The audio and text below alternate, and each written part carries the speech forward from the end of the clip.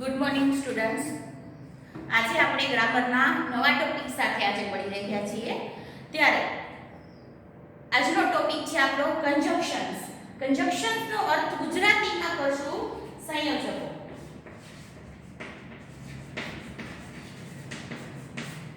સંયોજકો એટલે શું મિત્રો? તો સંયોજકો એટલે એકથી વધારે એટલે બે કે બેથી વધારે વાક્યોને જોડવા માટે જ્યારે કોઈ શબ્દનો ઉપયોગ થતો હોય તો આપણે એને શું કહીએ છીએ? કંજક્શન કહીએ છીએ, બરાબર? એટલે કે સંયોજકો કહીએ છીએ. સંયોજકો એટલે મિક્સ કરવું, ભેગું કરવું, એટલે બે વાક્યોને એક વાક્ય બનાવવું, જોડવું, એનો જે જોડે એને કહેવાય સંયોજકો. તો આજે આપણો મુખ્ય ટોપિક છે સંયોજકો, પણ સાથે સાથે આપણે એના ફંક્શનને પણ જોતું જવાનું છે, એટલે બંને એકબીજા સાથે જોડાયેલા છે. હવે આ ફંક્શન એટલે શું? તો જે પણ કોઈ સેન્ટેન્સ લખેલું હોય તો એ સેન્ટેન્સ લખવા પાછળનો જે હેતુ છે એનો, એ સેન્ટેન્સ શું દર્શાવે છે, એ જે દર્શાવે છે એને એ સેન્ટેન્સનું ફંક્શન કહેવાય, એનું કાર્ય કહેવાય. તો આ ફંક્શન છે એ ખૂબ ઈઝી છે. જો અત્યારે આ વિડિયોની અંદર તમારે સાથે સાથે કાંઈ પણ લખવાનું નથી, માત્ર ખાલી સમજવાનું જ છે.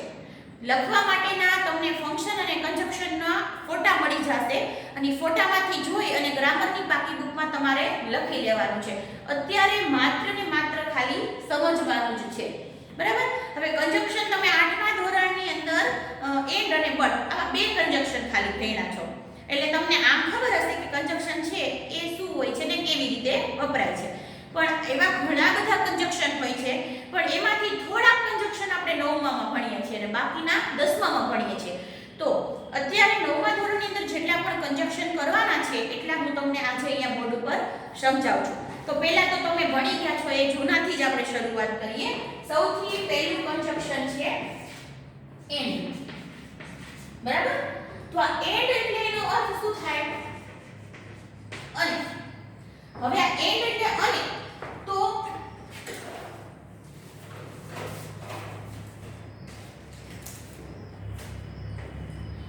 આ અને છે એ કેને જોડે છે? તો ક્યારેક કોઈ બે અલગ અલગ કરતા હોય અને બે અલગ અલગ કરતા એક જ સરખી ક્રિયા કરતા હોય ને તો એને જોડવા માટે એન્ડનો ઉપયોગ થાય. એટલે કે ધારો કે આપણે કહીએ કે રામ ક્રિકેટ રમે છે, શ્યામ ક્રિકેટ રમે છે, તો બેયની ક્રિયા સરખી છે, ક્રિકેટ રમવાની. કરતા કોણ છે? એક રામ છે અને એક શ્યામ છે, બે અલગ અલગ છે. તો આવી રીતે જ્યારે એક જ ક્રિયા, એક સરખી ક્રિયા જ્યારે બે અલગ અલગ કરતા હોય ને ત્યારે બે અલગ કરતાને આપણે કેનાથી જોડી દઈએ છીએ? એન્ડથી જોડી દઈએ. જો તમે એનું એક્ઝામ્પલ જોઈ લો. ધારો કે આ સેન્ટેન્સ છે રામ પ્લેઝ ક્રિકેટ. બીજું સેન્ટેન્સ છે શ્યામ પ્લેઝ ક્રિકેટ, બરાબર? આ બે સેન્ટેન્સ છે અલગ અલગ. હવે એને આપણે જોડવાનું છે કયા સંયોજકની મદદથી? એન્ડની મદદથી. અને પરીક્ષામાં પણ તમને સંયોજકોની મદદથી વાક્યોને જોડો તો એમાં આવી રીતે બે વાક્યો આપેલા હોય અને કાઉન્સમાં તમને 3 કંજક્શન આપેલા હોય અને એ 3 કંજક્શનમાંથી જે યોગ્ય કંજક્શન આમાં લાગુ પડતું હોય ને એના વડે વાક્યને જોડવાનું. તો આને આપણે શેનાથી જોડી શકાશે? એન્ડથી. તો જુઓ, આ પ્લેઝ ક્રિકેટ બેની ક્રિયા કેવી છે? સરખી છે. એટલે બે કરતા અલગ છે એને આપણે કેનાથી જોડી દેવાના? એન્ડથી જોડી દેવાના. તો રામ એન્ડ શ્યામ પ્લે. જુઓ, હવે અહીંયા એક કાળનું પણ ધ્યાન રાખવું પડે તમારે જ્યારે સાદો વર્તમાન કાળ હોય ત્યારે, કારણ કે રામ હતો એ એકવચન હતો, બરાબર? નર જાતિ એકવચન એટલે ત્રીજો પુરુષ એકવચન. તો એની અંદર આપણે ક્રિયાપદ પાછળ એસ કે યસ લગાડીએ છીએ. પણ અહીંયા રામ અને શ્યામ બહુવચન થઈ ગયું, તો બહુવચનની અંદર ક્રિયાપદ પાછળ એસ લાગશે નહીં, મૂળ રૂપ આવશે. તો અહીંયા રામ અને શ્યામ પછી ખાલી શું થઈ જશે? પ્લે અને ક્રિકેટ. તો આ સેન્ટેન્સ છે ઈ એન્ડ વડે જોડાય છે, બરાબર? આ હતું એક સરખી ક્રિયા કરતા બે અલગ અલગ કર્તાઓને જોડવા માટેની વાત. હવે ધારો કે કર્તા એક હોય અને એની અલગ અલગ ક્રિયાઓ હોય. ધારો કે અહીંયા જુઓ રામ ગો ટુ સ્કૂલ,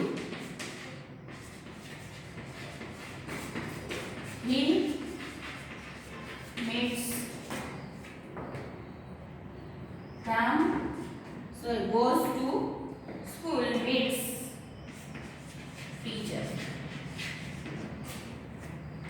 જો અહીંયા Ram goes to school, Ram સ્કૂલે ગયો, he meets teacher, તે શિક્ષકને મળ્યો. હવે આ વર્તમાન કાળમાં બે વાક્યો છે. અહીંયા કર્તા એક જ છે, રામની જ વાત છે, પણ એની રામની બે ક્રિયા છે. એક ક્રિયા કઈ છે? સ્કૂલે જવાની, બીજી ક્રિયા છે શિક્ષકને મળવાની.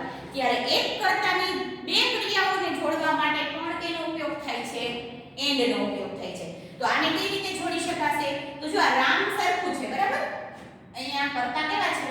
સરખા છે. અને કર્તાને આપણે એક જ વાર લખશું, રામ. ક્રિયા એની લખો, goes to school and meets teacher. એટલે જુઓ, રામ છે કર્તા સરખો થઈ ગયો, એની બે ક્રિયાઓ છે એને આપણે કેમાંથી જોડી દીધી? એન્ડ થી જોડી દીધી. તો આવી રીતે એક કર્તાની બે અલગ અલગ ક્રિયાઓને અને એક સરખી ક્રિયા કરતા બે અલગ અલગ કર્તાઓને જોડવા માટે એન્ડ નો ઉપયોગ થાય છે. એન્ડ ની અંદર કોઈ ફંક્શન લાગુ પડતું નથી, એટલા માટે આપણે અહીંયા કોઈ ફંક્શન લખતા નથી. અને એન્ડ છે ને હંમેશા મિત્રો વાક્યની વચ્ચે જ મુકાય, વાક્યની આગળ કે પાછળ કે ક્યાંય મુકાય નહીં. બે વાક્યોને જોડવા માટે એની વચ્ચે જ મૂકવામાં આવે છે. તો આ હતું પહેલું આપણું કન્જંક્શન એન્ડ. ત્યાર પછીના નેક્સ્ટ કન્જંક્શન ઉપર જઈએ આપણે.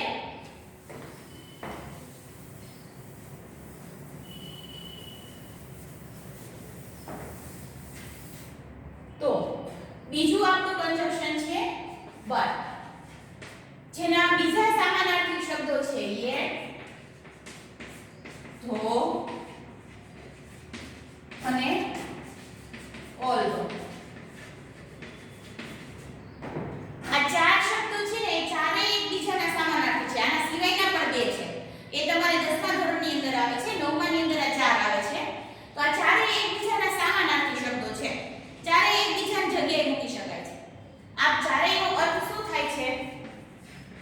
છતાં પણ, એટલે પરંતુ પણ એવું પણ આપણે કહેતા હોય, પણ ચારેયનો અર્થ થશે છતાં પણ. અને આ છે ને એ કન્જંક્શન એવા છે કે જે બે વાક્યો આપેલા હોય ને બે એકબીજાથી વિરોધી હોય, વિરોધાભાસ વાળા વાક્યો હોય કે જ્યારે આપણે એનો અર્થ કરીએ ને તો વિરોધ અર્થ થતો હોય. તો એવા વાક્યોને જોડવા માટે આ કન્જંક્શનનો ઉપયોગ થાય. અને એમાં આ બંને છે ને જે બટ અને yet ઈ હંમેશા એન્ડની જેમ વાક્યની વચ્ચે મુકાય. પણ આ though અને although છે આ બંને વાક્યની શરૂઆતમાં પણ મૂકી શકાય છે અને વચ્ચે પણ મૂકી શકાય છે, બે જગ્યાએ મૂકી શકાય છે.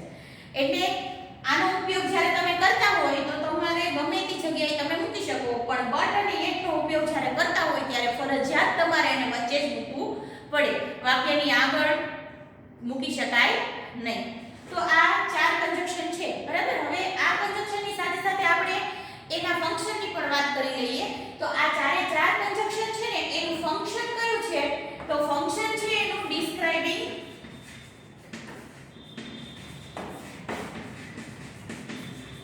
કોન્ટ્રાસ્ટ. ડિસ્ક્રાઇબિંગ એટલે વર્ણવવું અને કોન્ટ્રાસ્ટ એટલે વિરોધાભાસ. હવે વિરોધાભાસ વર્ણવવું, આ કન્જંક્શન મેં તમને અત્યારે જ કીધું કે કન્જંક્શન શું કામ કરે છે? બે વિરોધી વાક્યોને જોડે છે. તો આની પાછળનો આ વાક્ય જે આ કન્જંક્શનથી જોડાયેલું જે વાક્ય છે એની પાછળનો હેતુ શું છે? બે વિરોધાભાસને બતાવવું. તો આ એનું ફંક્શન કયું કહેવાય? Describing contrast. કોન્ટ્રાસ્ટનો અર્થ જોઈને તમને ખબર પડી જશે, કોન્ટ્રાસ્ટનો અર્થ જ થાય વિરોધાભાસ. તો આ આ ચારમાંથી કોઈ પણ કન્જંક્શનનો ઉપયોગ કર્યો હોય ને વાક્યમાં તો એનું ફંક્શન શું થશે? Describing contrast. બરાબર? આટલું સમજાણું. હવે તમને એક્ઝામ્પલ આપીને સમજાવું.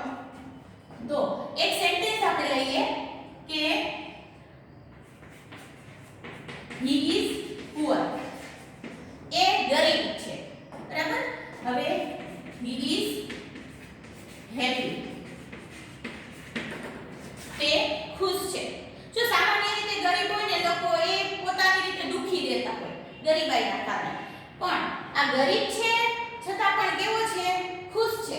તો આ બંને એકબીજાથી કેવા વાક્યો છે? વિરોધાભાસ વાળા વાક્યો છે ને. તો આ વાક્યને જોડવા માટે કયા કન્જક્શનનો ઉપયોગ કરી શકાય? તો આ ચારમાંથી કોઈ પણનો ઉપયોગ કરી શકાય. હવે વાક્યને આપણે જોડીએ તો જુઓ, he is poor but he is happy. જો અહીંયા તમે he is poor but happy એટલું લખી શકો. આ he is ને કાઢી પણ શકો, પણ પૂરું લખવું તો પણ આમ પણ લખી શકાય. હવે તમને મેં જેમ કીધું એમ કે but ની જગ્યાએ આપણે આ બધું કોઈ પણનો ઉપયોગ કરી શકીએ. તો but ની જગ્યાએ મારે અહીંયા મૂકવું હોય તો શું મૂકી શકું? yet. તો શું થઈ ગયું વાક્ય? he is poor yet he is happy. એ ગરીબ છે છતાં પણ એ ખુશ છે. તો આ એક વાળું વાક્ય થઈ ગયું. હવે આ ધો કે ઓલધો મૂકવું હોય તો આપણે અહીંયા આ ધો મૂકી દીધું તો પણ વાક્ય બની ગયું. તે ગરીબ છે છતાં પણ તે ખુશ છે. ધોની બદલે આપણે ઓલધો મૂકવું છે તો ઓલધો અહીંયા પણ આપણે મૂકી શકાશે. આ ઓલધો. he is poor એ ગરીબ છે, although he is happy છતાં પણ તે ખુશ છે. બરાબર? આવી રીતે વચ્ચે મૂકીને આપણે ચારેયના ઓપ્શન જોયા. હવે જો આ વાક્યને મેં તમને કીધું કે આ બે કન્જક્શન એવા છે જે વાક્યની આગળ મુકાય છે. તો આગળ મૂકીને કેવી રીતે વાક્ય બને? તો અહીંયા શરૂઆતમાં મૂકી દેવાનું. though he is poor પછી અલ્પવિરામ he is happy. જો આ વાક્ય બની ગયું. though he is poor he is happy. અહીંયા જ્યારે તમે અર્થ ગુજરાતી અર્થ કરો ને ત્યારે છતાં પણ પહેલા નહીં બોલે, છતાં પણ આપણે વચ્ચે જ બોલશું. ભલે લખ્યું છે આગળ તે ગરીબ છે છતાં પણ તે ખુશ છે. છતાં પણ ગરીબ છે ખુશ છે એમ ગુજરાતી નહીં થાય. છતાં પણ હંમેશા ગુજરાતી ક્યાં કરવું પડશે? આપણે ગુજરાતી કરતી વખતે વચ્ચે જ બોલવું પડશે. એટલે આ વાક્ય આવી રીતે પણ લખાય. જો ઓલધો થી આગળ મૂકીને બનાવવું હોય તો ઓલધો અહીંયા મૂકી દઈએ આપણે. તો વાક્ય શું બની ગયું? although he is poor he is happy. તે ગરીબ છે છતાં પણ એ ખુશ છે. તો આવી રીતે આ ચાર કન્જક્શન છે એને અલગ અલગ રીતે વાક્ય જોડી શકાય છે. ચારે એકબીજાના ઓપ્શન છે અને ચારમાંથી કોઈ પણ ઉપયોગ તમે કરી શકો. પણ તમને કાઉન્સમાં 3 જ આપેલા હશે ઓપ્શન, એમાંથી જ તમારે શોધવાનું છે. અને આ ચારેય એકમાંથી બે કોઈ પણ એક સાથે તમને ઓપ્શનમાં નહીં આપેલા હોય, નહીંતર તો બધાય વડે વાક્ય બને. આ ચારમાંથી કોઈ પણ એક જ ઓપ્શનમાં આપેલું હશે અને જે આપેલું હોય ને એનાથી તમારે વાક્યને જોડવાનું થાય. તો આ હતું આપણું બીજું કન્જક્શન અને એનું ફંક્શન હતું ડિસ્ક્રાઇબિંગ કોન્ટ્રાસ્ટ. અત્યારે માત્ર આ પરીક્ષા પૂરતું તમારે ફંક્શનને ઓળખતા જ શીખવાનું છે, બીજું કંઈ નથી શીખવાનું. એટલે ઓળખવામાં તમને એટલી ખબર પડી હવે કે ડિસ્ક્રાઇબિંગ કોન્ટ્રાસ્ટ ફંક્શન છે એમાં શેના વડે વાક્ય બનેલા હોય? તો but, yet, though અને although. આ ચાર એના આમ કહીએ આપણે જેમ ટેક્સ્ટની અંદર કીવર્ડ્સ, એવા ચાર એના કીવર્ડ્સ છે ને ઓળખવા માટેના. તો એટલું યાદ રાખવાનું, આ ચારે હોય ને એટલે ફંક્શન કયું લખવાનું? Describing contrast. બરાબર? આ બીજું આપણું સંયોજન. ત્યાર પછીનો ત્રીજો આપણે સંયોજક લખીએ. આપણું ત્રીજો સંયોજક છે ઓર. જો આ ઓર છે ને એના બે અર્થ થાય છે. એક અર્થ થાય છે અથવા અને બીજો અર્થ થાય છે નહીંતર. આ બે અર્થ છે. બરાબર? હવે આ બે અર્થ કેવી રીતે? તો જ્યારે અથવાના અર્થમાં હોય ને ત્યારે આ ઓર રહ્યું ને એ બે વિકલ્પને જોડતું હોય. બે વિકલ્પને જોડતું હોય એટલે ઓપ્શન બતાવતું હોય. અને જ્યારે આ નહીંતરના અર્થમાં ઓર હોય ને ત્યારે એ કોઈ ચેતવણી આપતું હોય, આપણને પરિણામની ચેતવણી આપતું હોય. હવે એને હું તમને એક્ઝામ્પલ આપીને પહેલા સમજાવું. ધારો કે એક વાક્ય છે he will buy TV. બીજું વાક્ય છે he will buy DVD. બરાબર? આ બે સેન્ટેન્સ છે. તે ટીવી ખરીદશે, તે ડીવીડી ખરીદશે. બે સાદા ભવિષ્યકાળના સેન્ટેન્સ છે. હવે અહીંયા બે ઓપ્શન છે, કા ટીવી ખરીદશે અથવા તો ડીવીડી ખરીદશે. તો આવા બે ઓપ્શન હોય ને ત્યારે તમારે એને ઓર થી જોડવાનું હોય. હવે ઓર થી જોડવામાં કેવી રીતે જોડી શકાય તો જુઓ he will buy TV or DVD આ ઓર થી વાક્ય જોડાઈ ગયું તે ટીવી અથવા ડીવીડી ખરીદશે તો આ બે ઓપ્શન ને જોડાડું ત્યારે અહીંયા અર્થ એનો કયો થયો ઓર નો આ અથવાનો અર્થ થયો વિકલ્પને જોડવા માટે હવે એક બીજું સેન્ટેન્સ જુઓ રન ફાસ્ટ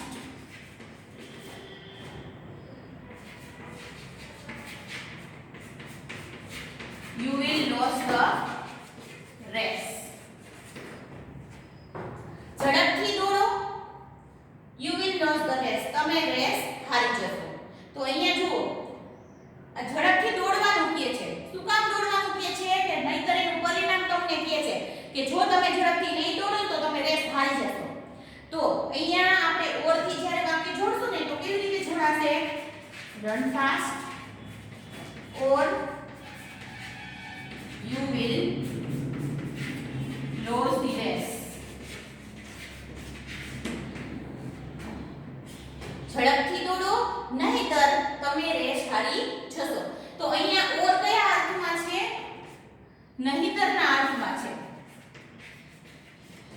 બરાબર હવે જુઓ આનું ફંક્શનની વાત કરીએ આપણે તો ખબર પડી ગઈ કે ઓર ને બે ઉપયોગ થાય સંયોજક તરીકે હવે જો અથવાની તરીકે જ્યારે ઓર વપરાયું હોય આ અથવા તરીકે ઓર વપરાયું હોય ને ત્યારે એનું ફંક્શન થાય ડિસ્ક્રાઇબિંગ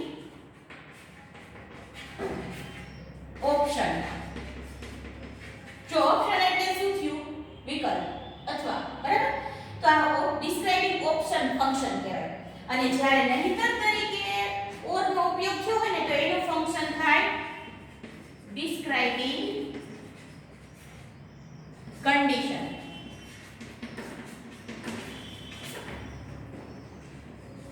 આ કંડીશન એટલે શરત આનું ગુજરાતી શું થાય શરત શરત બતાવે છે જો શરત બતાવે છે કે તમે જલ્દી દોડો નહીં તમે મારી જશો આ શરત છે તો આનો નહીંતર તરીકે અર્થ જ્યારે કરેલો હોય ને ત્યારે એનું આપણે ફંક્શન કયું લખવાનું કે શરત દર્શાવે છે અને જ્યારે અથવા તરીકે હોય તો વિકલ્પ દર્શાવે છે ઓપ્શન દર્શાવે છે આનો અર્થ થાય વિકલ્પ બરાબર તો આના બે ફંક્શન છે તો કયા વાક્યમાં કેવી રીતે વપરાયું છે ને તમારે જોવું પડે અને પછી એનું ફંક્શન નક્કી થાય આ કન્ડિશનના બીજા પણ ઓપ્શન છે બીજા સંયોજકો છે એ પણ કન્ડિશન ફંક્શનમાં જ આવે છે આમાં વિકલ્પમાં પણ બીજા ઓપ્શન છે તો પણ આ ઓર માટે આ બે ફંક્શન તમારે યાદ રાખવાના આ હતું આપણું ત્રીજું ફંક્શન ઓર હવે એના પછીનું ચોથું ફંક્શન છે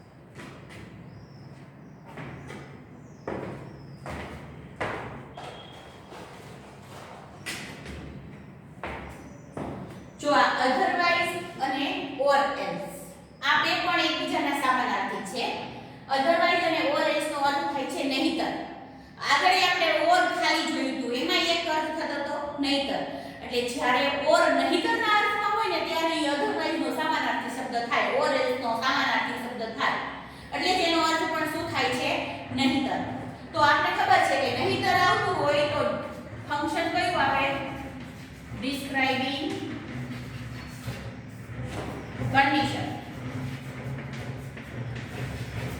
તો ઓર ની જેમ આમાં પણ કયું ફંક્શન લાગુ પડશે ડિસ્ક્રાઇબિંગ કંડીશન અને ડિસ્ક્રાઇબિંગ કંડીશન છે એટલે આ બે શું દર્શાવે છે શરત દર્શાવે છે તો શરત દર્શાવે છે આ બે અને આ બે એકબીજાની સાથે એકબીજાના ઓપ્શન તરીકે મૂકી શકાય છે ઓર એ હંમેશા વાક્યની વચ્ચે જ મુકાય છે એમ અધરવાઇઝ અને ઓર એલ્સ પણ વાક્યની વચ્ચે જ મુકાય છે તો આપણે હમણાં ઓર વાળું જ એક્ઝામ્પલ લઈને જોઈએ તો આપણે જોયું હતું કે રન ફાસ્ટ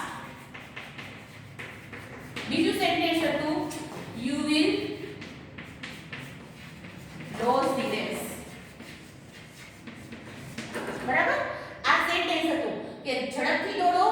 તમે રેસ હારી જશો. આ શું છે? વિરોધાભાસ. એટલે સોરી, આ જે ક્રિયા છે ને એની ચેતવણી, એની શરત છે, એનું પરિણામ છે. પરિણામ એટલે આમ એનું રિઝલ્ટ નથી ગણવાનું અહીંયા, પણ એ નહીં કરો ને તો પાછળ શું પરિણામ આવશે ને એની શરત બતાવે છે. તો આ શરત બતાવે છે એટલે આપણે એને અધરવાઇઝ કે ઓર થી પણ જોડી શકું, જેમ આપણે ઓર થી જોયું હતું. તો જો run fast, otherwise you will lose the race. ઝડપથી દોડો નહીંતર તમે રેસ હારી જશો. તો અહીંયા આપણે શેનો ઉપયોગ કર્યો? કયા કન્જક્શનનો? otherwise નો. otherwise ની જગ્યાએ આના સેન્ટેન્સ તમે or else મૂકીને પણ બનાવી શકો. ઝડપથી દોડો નહીંતર તમે રેસ હારી જશો. બરાબર? આ જ વાક્ય અગાઉ જેમ આપણે જોયું એમ ઓર થી પણ ખાલી બનાવી શકાય. બરાબર? તો આ ત્રણે ત્રણ જ્યારે ઓર છે એ નહીંતરના અર્થમાં હોય તો આ ત્રણે ત્રણ એકબીજાના સમાનાર્થી સંયોજકો છે, એકબીજાની જગ્યાએ મૂકી શકાય છે અને એનું ફંક્શન છે ડિસ્ક્રાઇબિંગ કન્ડિશન. એટલે આપણે એટલી ખબર પડી કે ડિસ્ક્રાઇબિંગ કન્ડિશનની અંદર ત્રણ કન્જક્શન આવે, અધરવાઇઝ, ઓર એલ્સ અને ઓર. આ ત્રણ કન્જક્શન એની અંદર આવશે. આ હતું આપણું ચોથું કન્જક્શન. હવે પાંચમા કન્જક્શનની વાત કરીએ.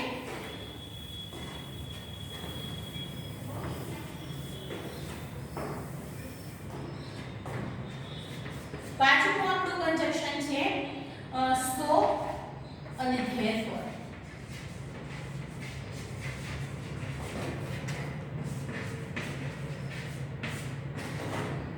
સો અને ધેરફોર આ બે એકબીજાના સમાનાર્થી શબ્દો છે, એકબીજાની જગ્યાએ મૂકી શકાય છે અને એનો અર્થ શું થાય છે?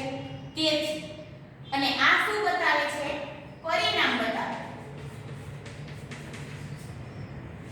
પરિણામ બતાવે એટલે એનું ફંક્શન શું થાય?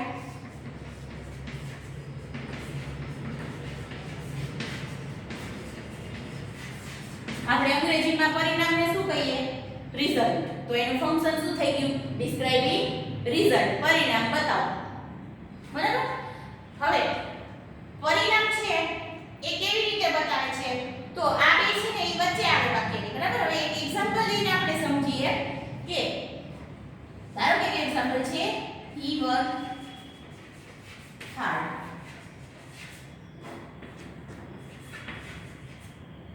You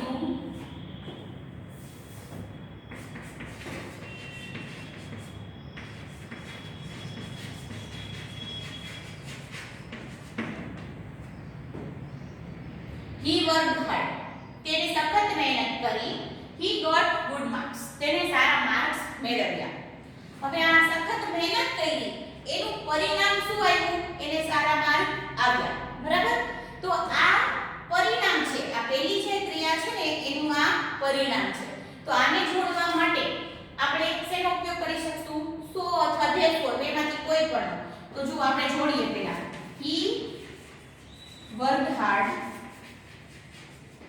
so he got good marks. શેનાથી જોયું આપણે? સો થી જોયું. હવે સો ની જગ્યાએ આપણે ધેરફોર મૂકવું હોય પણ મૂકી શકાય ને. તો મારું વાક્ય શું બની જાય? he worked hard, therefore he got good marks. એટલે આ બેમાંથી કોઈ પણ મૂકી શકાય. હવે જુઓ, આ છે ને કારણ અને પરિણામ વાળા બે વાક્યો હોય આમાં હંમેશા. એટલે જુઓ આ શું છે? he worked hard એ શું છે? સારા માર્ક મળ્યા ને એનું કારણ છે. તો આ વાક્ય કેવું થયું?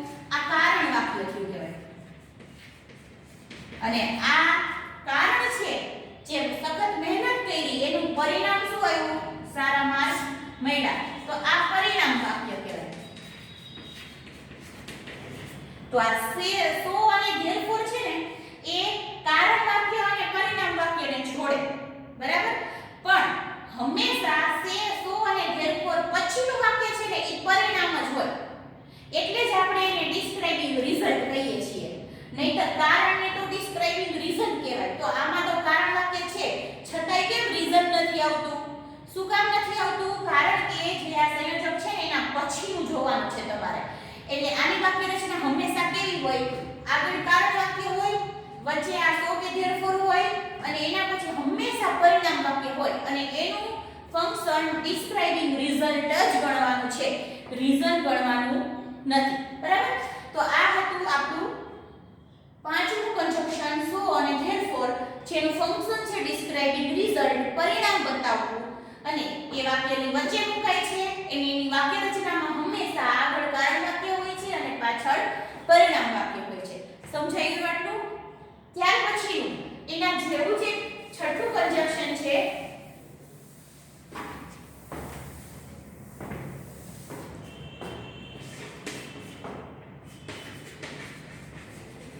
because, જેનો અર્થ થાય કારણ કે.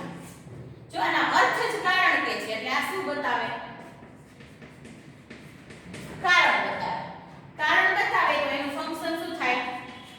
Describing reason. રીઝન એટલે કારણ. બરાબર? આ કન્જક્શન થી બનેલું વાક્ય હોય તો એ હંમેશા શું બતાવતું હોય? કોઈ ક્રિયા કરવા પાછળનું અથવા તો કોઈ પરિણામ મળ્યું છે તો એનું કારણ બતાવતું હોય. તો અહીંયા જો આપણે આ જ વાક્ય છે જોયું. બરાબર? આ જ વાક્ય છે. હવે આ વાક્યને આપણે સો અને ધેરફોરથી જોડ્યું ને તો આગળ કારણ વાક્ય આવ્યું અને પાછળ પરિણામ વાક્ય આવ્યું. તો આનું ફંક્શન શું થઈ ગયું? Describing result. પણ જો આ બે વાક્યને આપણે પરિણામ એટલે કે કારણથી જોડવા હોય, કારણ કે બીકોઝ થી જોડવા હોય તો કેવી રીતે જોડાય? તો જુઓ આ જ બે વાક્યને આપણે જોઈએ તો આ સેન્ટેન્સ છે ને એ પહેલા આવશે. He got good marks.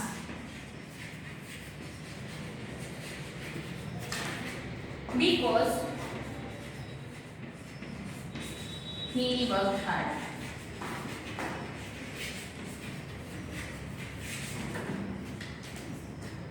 તેણે સારા માર્ક્સ મેળવ્યા કારણ કે તેણે સખત મહેનત કરી હતી.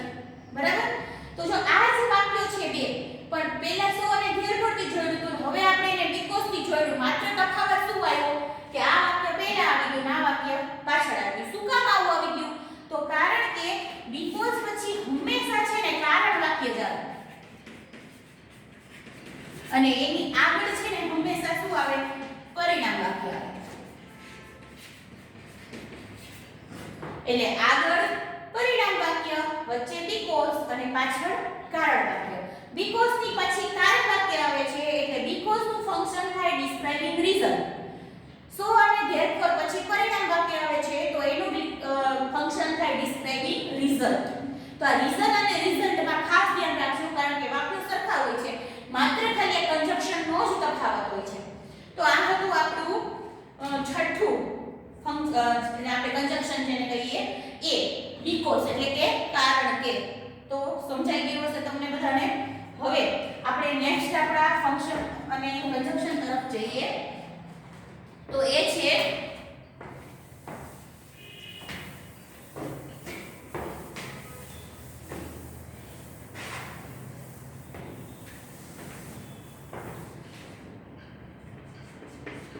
સાતમું છે સો ધેટ.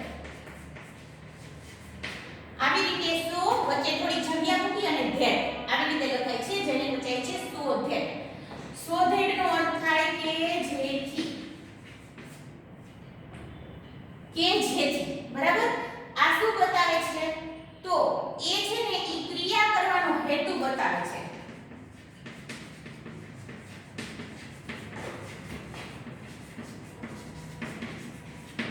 શું બતાવે છે? ક્રિયા કરવા પાછળનો હેતુ બતાવે છે અને એટલા માટે એનું ફંક્શન કયું થાય છે?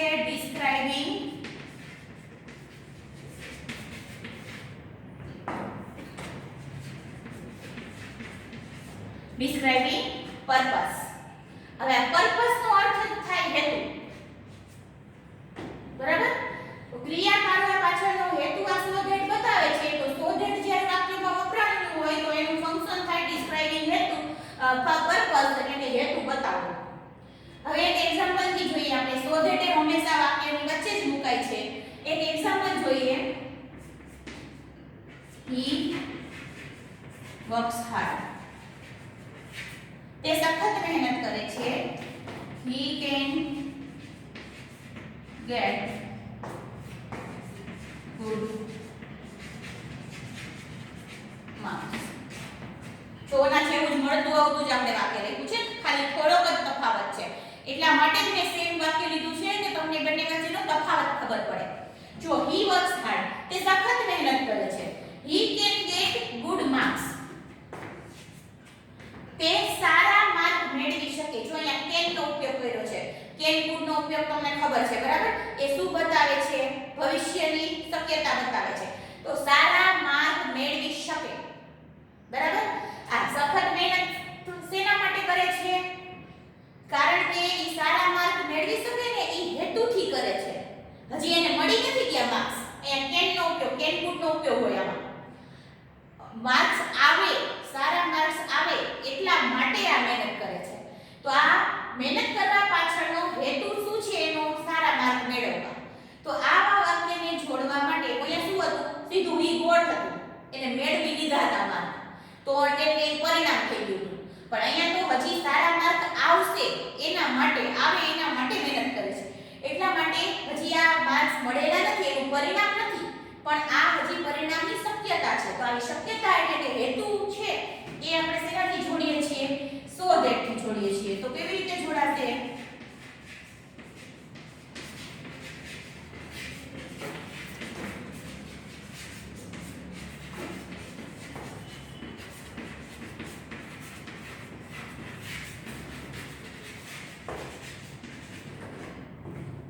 he works hard, તે સખત મહેનત કરે છે કે તે જેથી સારા માર્ક્સ મેળવી શકે. એટલે આ so that પછી એ કાર્ય કરવાનો હેતુ આવે છે, એટલા માટે એને આપણે શું કહીએ છીએ? ડિસ્ક્રાઇબિંગ પર્પસ કહીએ છીએ. અને ડિસ્ક્રાઇબિંગ પર્પસ માટેનો છે ને આ એક જ કન્જંક્શન છે so that. એટલે તમારે એટલું યાદ રાખવાનું, ડિસ્ક્રાઇબિંગ પર્પસ એટલે so that, બરાબર? આ હતું આપણું 7મું કન્જંક્શન so that. હવે 8મું કન્જંક્શન જોઈએ.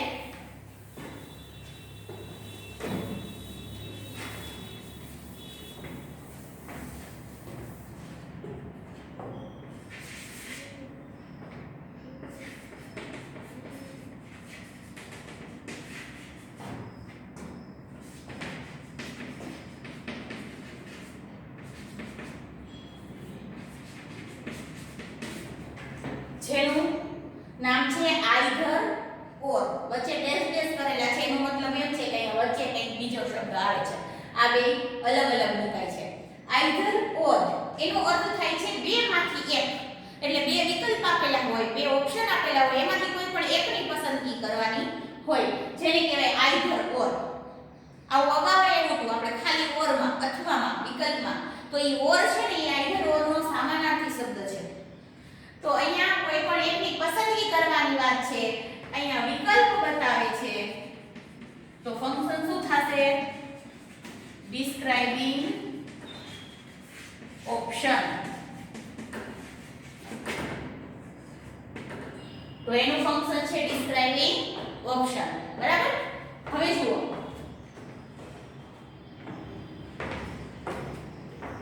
બે સેન્ટેન્સ છે. I like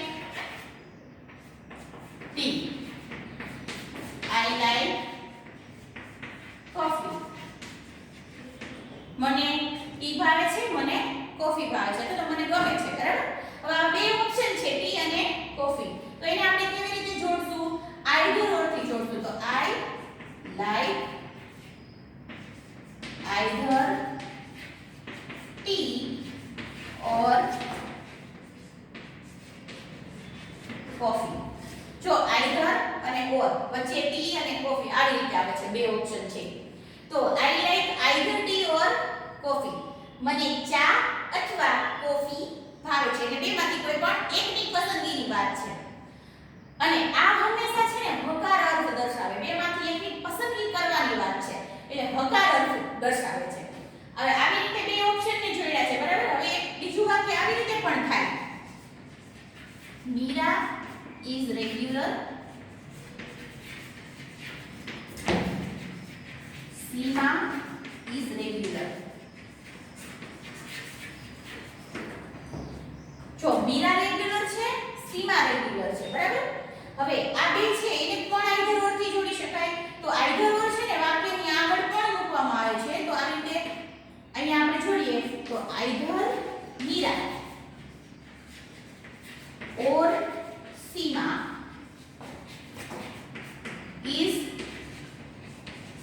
regular. Either Meera or Seema regular. કાં તો મીરા અથવા સીમા એ બેમાંથી એક રેગ્યુલર છે એવો અર્થ થાય. અને અહીંયા જો બેમાંથી એકની જ વાત થાય છે ને તો અહીંયા બે હોવા છતાં અહીંયા આર નથી આવતું, અહીંયા ઇઝ નું ઇઝ જ રહે છે. એન્ડ ની અંદર જ્યારે આપણે બે કર્તાને જોડતા તો આર કરી નાખતા ઇઝ નું.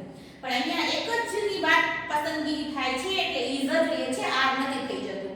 તો આવી રીતે એ બે વિકલ્પને માંથી પસંદગી એકની પસંદગીની વાત છે એ આઈધર ઓર કરવામાં આવે છે એની અંદર. જો આપણે એમ કહે કે આને તો આપણે એન્ડ થી જોડી શકીએ. હા, વાક્ય તમે એન્ડ થી જોડી શકો. Meera and Seema are regular. આવું વાક્ય પણ તમે બનાવી શકો. પણ તમારે કૌંસમાં આપેલા કન્જક્શન થી જ વાક્ય જોડવાનું છે. એટલે તમને જો આઈધર ઓર આપ્યું હોય કૌંસમાં તો તમારે એનાથી જોડવાનું. એન્ડ આપ્યું હોય તો એન્ડ થી પણ જોડી શકાય આ વાક્ય, બરાબર? તો આ આઈધર ઓર નો જ્યારે વાક્યમાં ઉપયોગ કરેલો હોય તો એનો ફંક્શન થશે ડિસ્ક્રાઇબિંગ ઓપ્શન. આ જ વાક્યને ખાલી ઓર થી પણ જોડી શકાય. તો આવી રીતે થઈ જાય ને Meera or Seema is regular. આમાં પણ આઈધર કાઢી નાખો તમે તો I like T or coffee. તો મેં તમને કીધું તું એમ ઓર છે એ આઈધર ઓર નો ઓપ્શન છે, એનાથી પણ વાક્ય જોડી શકાય છે, બરાબર? હવે આ આઠમું આપણું જે કન્જક્શન છે ને એના જેવું જ નવમું કન્જક્શન છે. નવમું કન્જક્શન છે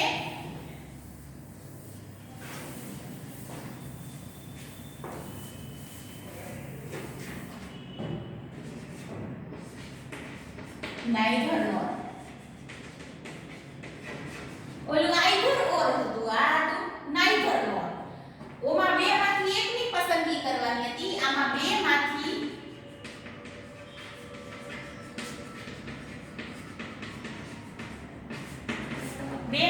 એક પણ નહીં. બે ઓપ્શન આપ્યા હોય ને એમાંથી એકની પસંદગી નથી કરવાની એવી વાત થાય છે. તો આ નકાર હતું. આનું નકાર શું હતું? આઈધર ઓર. અને આ neither nor શું છે? એનું નકાર છે. આમાં નોટ વાળા વાક્યો આવે. જો વાક્યની અંદર નોટ આપ્યું હોય તો આપણે neither nor થી જોડવાનું, નોટ ન આપ્યું હોય તો આઈધર ઓર થી જોડવાનું. તો આ પણ વિકલ્પ જ બતાવે છે તો એનું ઓપ્શન પણ સેમ જ થશે, ડિસ્ક્રાઇબિંગ ઓપ્શન જ થશે, બરાબર? તો આપણે વાક્ય જોડીએ તો ઈ જ વાક્ય લઈએ આપણે. I don't like tea. બીજું વાક્ય છે I don't like coffee. મને ચા નથી ગમતી, મને કોફી નથી ભાવતી એટલે નથી ગમતી. હવે આની અંદર જો આ નકાર વાક્ય છે, બરાબર? નકાર વાક્ય છે ને તો આપણે આઈધર ઓર થી વાક્ય નહીં જોડી શકીએ. આપણે શેનાથી જોડવું પડશે? neither nor થી જોડવું પડશે. તો એ વાક્ય કેવી રીતે જોડાય? તો I like neither tea nor coffee.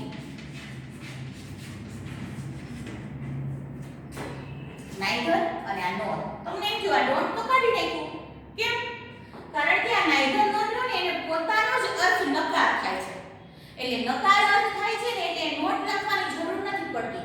Not નથી લખ્યું તો આનો અર્થ જ નકાર થશે કે મને ચા કે કોફી એકે ભાવતી નથી. આનો અર્થ પોતે જ નકાર છે એટલે નોટ મૂકવાની જરૂર પડતી નથી.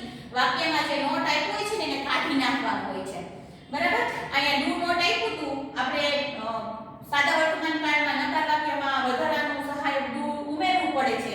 પણ જ્યારે આપણે અહીંયા ડુ નોટ કાઢી નાખીએ છીએ ત્યારે સીધું જ ક્રિયાપદનું મૂળરૂપ મૂકવામાં આવે છે, ડુ મૂકાતું નથી. એટલે આપણે ડોન્ટ કાઢી નાખ્યું છે, બરાબર?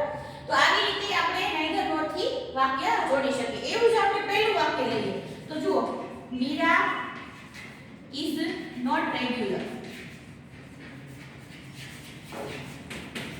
સીમા is not regular. Meera regular નથી, સીમા રેગ્યુલર નથી. તો બે વાક્ય કેવી રીતે પાછું જોડાશે? તો શરૂઆતમાં neither Meera nor Seema is regular. એટલે મીરા કે સીમા એકેય રેગ્યુલર નથી. સમજાણું? આઈધર ઓર ની બદલે આપણે ઓર મૂકી શકતા હતા, પણ neither nor ની બદલે ઓર નથી મૂકી શકાતું.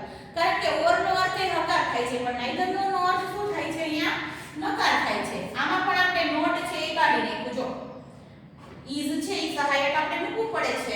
અને નોટ છે એ આપણે કાઢી નાખીએ કેમ કે આનો પોતાનો જ અર્થ નકાર થાય છે બરાબર. તો હવે આપણે એટલી ખબર પડી કે ઓપ્શન બતાવવાના આપણી પાસે ત્રણ સંયોજકો થઈ ગયા, એક ઓર, એક આઇધર ઓર અને એક નાઇધર ઓર. તો આ ત્રણેય કન્જંક્શનનો ઉપયોગ હોય તો એના માટેનું ફંક્શન છે ડિસ્ક્રાઇબિંગ ઓપ્શન બરાબર.